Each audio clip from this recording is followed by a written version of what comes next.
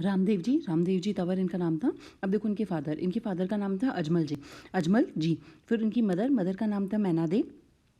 इनकी वाइफ नीतल दे, जो कि प्रिंसेस थी कहाँ की, दलेर सिंह सोढ़ा ऑफ अमरकोट, यानी अमरकोट की राजकुमारी थी। उसके बाद हमारे पास इनसे पूछा गया है कि इनका बर्थ कहाँ हुआ था। इनका बर्थ हुआ था ऊंडू कश्मीर में, जो कि बाड़मेर में एक जगह है। रामदेव जी के टेम्पल कहाँ पर हैं। इनके 4 टेम्पल है, आपको चारों याद रखने हैं। एक तो रूणीचा, पोखरण, ये दोनों जैसलमेर के अंदर है। एक छोटा रामदेव राय जो कि गुजरात में है, हल्दीना जो कि अलवर के अंदर है। अब देखो ये जो रूणीचा है ना, रूणीचा को यहाँ पे देखो, इसको परचा बावड़ी भी कहते हैं। तो मैंने यहाँ पे लिखा हुआ है लेकिन ये ऊपर चला गया। तो रूणीचा यानी परचा बावड़ी भी कहा जाता है, क्योंकि यहाँ पे उन्होंने बहुत ज़्यादा पर्चे दिए थे। अब हॉर्स और इनका जागरण, इनका जो हॉर्स है इनका नाम था लीलो, और इनके जो जागरण है उसको कहते हैं जम्मू। इनके फ्लैग को नेजा कहा जाता है।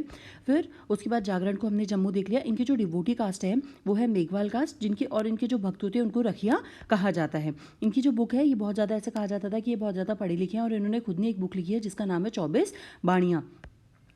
इन्होंने कौन सा सेक्ट स्टार्ट करा था, इन्होंने कामड़िया सेक्ट स्टार्ट करा था। और कामड़िया सेक्ट की जो महिलाएं वो 13 ताली नृत्य करती हैं, डांस करती हैं। इन्होंने समाधि कब ली थी, इन्होंने ली थी भद्रपद्र शुक्ल एकादशी को, कहाँ पे, रामदेवरा के अंदर। इनकी सिस्टर कौन थी, इनकी सिस्टर थी डलीबाई ने इनसे एक दिन पहले समाधि ली थी भद्रपद शुक्ल दशमी को, और उन्होंने ली थी एकादशी को। फिर इनकी वर्कशिप क्या होते हैं पैर में, मतलब टेम्पल के अंदर इनके क्या पूजे जाते हैं, पगलियाँ, यानी पैर के जो पगले होते हैं उनकी पूजा करी जाती है। इन्होंने किसको किल करा था, भैरव था एक पोखरण के अंदर, उसको किल करा था। और ऐसा बोलते हैं कि इन्होंने एक जमींदार था भैरव नाम का, जो बहुत ज़्यादा सूद वसूल करता था, बहुत ज़्यादा ब्याज लेता था, इन्होंने उसको किल करा था। अब इनको टाइटल क्या दिए गए हैं, इनको इनकारनेशन कहा जाता था विष्णु भगवान का, और इनको पीर ऑफ पीर कहा जाता था, पीरों के भी पीर कहा जाते थे।